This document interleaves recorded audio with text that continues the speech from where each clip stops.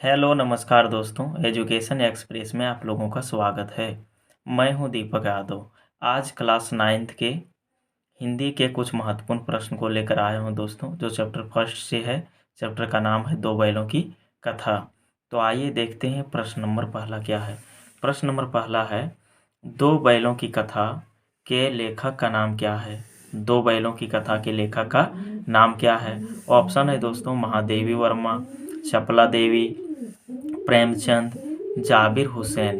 तो दो बैलों की कथा के लेखक का नाम क्या है। तो दो बैलों की कथा का नाम है मुंशी प्रेमचंद। यानी दो बैलों की कथा किनके द्वारा लिखा गया है।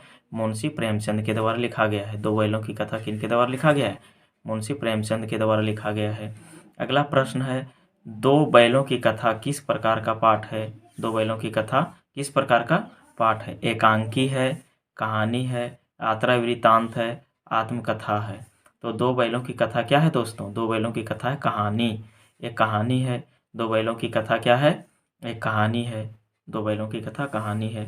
अगला प्रश्न है, प्रश्न नंबर तीसरा, दो बैलों की कथा के आधार पर सबसे बुद्धिहीन पशु कौन है। यानी दो बैल की कथा उसमें बताया गया है दोस्तों। दो बैलों की कथा, उसके आधार पर सबसे बुद्धिहीन पशु कौन है। तो सबसे बुद्धिहीन पशु किसे माना गया है। ऑप्शन है पहला गधा को, ऑप्शन दूसरा है गाय, ऑप्शन तीसरा है बैल और ऑप्शन चौथा है बकरी। तो सबसे बुद्धिहीन पशु माना गया है गधा को। सबसे पशुहीन पशु यानी कि जो है बुद्धिहीन पशु माना गया है गधा को। अगला प्रश्न है, पाठ के अनुसार गधे का गुण है। पाठ के अनुसार यानी दो बैलों की कथा जो पाठ है उसके अनुसार यानी जो गधा है उसका क्या गुण है। मेहनती है गधा, यानी मेहनत है। अध्ययन है, अध्ययन करता है गधा। या सीधापन है उसका गुण, या चालाक है। तो पाठ के अनुसार यानी दो बैलों की कथा पाठ के अनुसार गधा का गुण है सीधापन। काफ़ी सीधा साधा गधा होता है दोस्तों, यानी रूखा सूखा डाल देने पर भी वो उसे खा लेता है। अगला प्रश्न है 5 नंबर का, गधे के किन गुणों ने उसे ऋषि मुनियों की पद्धति दे दी है। यानी गधा का कौन सा ऐसा गुण है जिसके कारण इस चैप्टर में मुंशी प्रेमचंद ने उसकी तुलना कर दी है ऋषि मुनियों से। तो क्या है दोस्तों। ऑप्शन ए है त्याग, ऑप्शन दूसरा है सीधापन, ऑप्शन तीसरा है सहन शक्ति, ऑप्शन चौथा है मूर्खता। तो गधा का जो गुण है ऋषि मुनियों से तुलना किया है, कौन सा ऐसा गुण है। तो वो है सहन शक्ति। जिस प्रकार ऋषि मुनियों में काफ़ी ज़्यादा सहन शक्ति होता है, उसी प्रकार गधा में भी काफ़ी ज़्यादा सहन शक्ति होता है। तो मुंशी प्रेमचंद ने गधा के गुण की तुलना ऋषि मुनियों से किया है, किसके आधार पर। सहन शक्ति के आधार पर। अगला प्रश्न नंबर 6 है, पाठ के आधार पर दो बैल हैं, उनके नाम क्या हैं। यानी कि दो बैलों की कथा में दो बैल है, आप लोगों ने पढ़ा होगा। तो दोनों बैल का नाम क्या है। पहला है सोना और चांदी। बोलो दोनों बैल का नाम सोना और चांदी है। हीरा और मोती, चुन्नू मुन्नू, इनमें से कोई नहीं। तो दोनों बैल का नाम है हीरा और मोती। एक का नाम है हीरा और दूसरा का नाम है मोती। अगला प्रश्न है, हीरा मोती के स्वामी का नाम क्या था। यानी जो हीरा और मोती दोनों बैल था उसके स्वामी, स्वामी यानी कि मालिक का नाम क्या था। गया, हरि, प्रेमचंद, झूरी। तो दोनों बैल दोनों जो बैल है हीरा और मोती, दोनों के स्वामी का नाम था झूरी। क्या था दोस्तों, झूरी था, झूरी काछी। और अगला प्रश्न है, गया झूरी का क्या लगता था। यानी जो गया है वो झूरी का क्या लगता था, भाई था। गया जो था झूरी का भाई था, या मामा था, या दोस्त था, या साला था। तो गया यानी कि गया जो था झूरी का कौन था, साला था। गया झूरी का कौन था, साला था। गया जो है झूरी का साला था। अगला प्रश्न है, देखिए अगला प्रश्न है 9th नंबर का, गया के घर में झूरी के बैलों को रोटी किसने खिलाई। यानी जब गया ने ले गया था, यानी झूरी के साला है गया, और गया ने दोनों बैल को अपने घर जब ले गया था, तो उस दोनों बैल को रोटी किसने दी थी। छोटी बच्ची ने, स्वयं झूरी ने दी थी, या गया ने दी थी, या इनमें से कोई नहीं, किसी ने नहीं दिया था। तो दोनों बैल को रोटी छोटी बच्ची ने दी थी। दोनों बैल को रोटी छोटी बच्ची ने दी थी, और दोनों बैल को खोल भी दी थी छोटी बच्ची ने।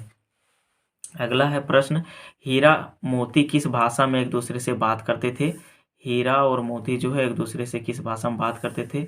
ऑप्शन पहला है मुख भाषा में, ऑप्शन दूसरा हिंदी भाषा में, ऑप्शन तीसरा उपरोक्त दोनों यानी कि मुख भाषा और हिंदी भाषा में, दोनों में, और चौथा है इनमें से कोई नहीं। तो दोस्तों जितने भी प्रकार का जानवर होता है सब एक दूसरे से मुख भाषा में बातें करते हैं। तो हीरा और मोती भी मुख भाषा में बात करता था, हीरा और मोती भी मुख भाषा में बात करता था।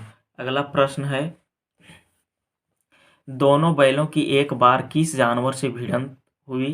यानी दोनों बैल का एक बार भिड़ंत हो गया था, कौन से जानवर से? गाय से हो गया था, भैंस से हो गया था, घोड़ा से या सांड से? तो दोनों बैल की एक बार भिड़ंत हो गया था सांड से। दोनों बैलों की भिड़ंत किससे हो गया था? सांड से हो गया था। अगला प्रश्न है, पशुओं में ऐसा कौन सा गुण होता है जो मनुष्य में इनकी अपेक्षा कम है? यानी पशु में एक गुण होता है जो गुण मनुष्य में नहीं होता है। ऑप्शन है मन के भावों को समझ लेना, ऑप्शन दूसरा है दूसरों के से काम लेना, ऑप्शन तीसरा अच्छे बुरे में भेद करना, और ऑप्शन चौथा है अपना मतलब निकालना। तो दोस्तों मानव एक्सपर्ट है दूसरों से काम लेने में, अच्छे बुरे में भेद करने में भी मनुष्य एक्सपर्ट है, और अपना मतलब निकालना भी मनुष्य एक्सपर्ट है। लेकिन मन के भावों को समझ नहीं पाता है दोस्तों मनुष्य। अगर मन के भाव को समझ लेता तो फिर बोलना ही नहीं था। तो दूसरे से काम मनुष्य लेने में एक्सपर्ट है, अच्छे बुरे में भेद करने में भी एक्सपर्ट है, और अपना मतलब निकालने में भी एक्सपर्ट है, लेकिन दूसरे के मन के भाव को नहीं समझ पाता है, जो पशुओं में एक स्पेशल गुण है दोस्तों। तो ऑप्शन इसमें हो जाएगा मन के भावों को समझ लेना। पशुओं में ऐसा कौन सा गुण होता है जो मनुष्य में इनकी अपेक्षा कम है?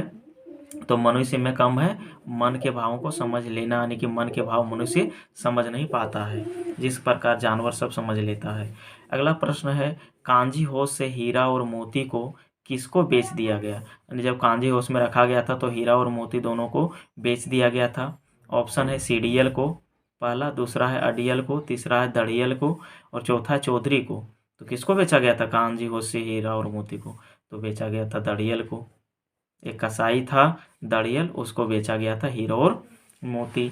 अगला प्रश्न है, लेकिन औरत पर सींग चलाना नहीं चाहिए, लेकिन औरत पर सींग चलाना नहीं चाहिए, यह कथन किसका है? लेकिन औरत पर सींग चलाना नहीं चाहिए, यह धर्म के विरुद्ध है। ये बात किसने कहा था? मोती ने, गया ने, हीरा ने या झूरी ने? तो दोस्तों ज़्यादा समझदार बैल था हीरा। हीरा ने ही कहा था कि औरत जात पर सींग चलाना हम लोग के धर्म के क्या है? खिलाफ है। इसलिए ये बात कहा था, हीरा ने कहा था।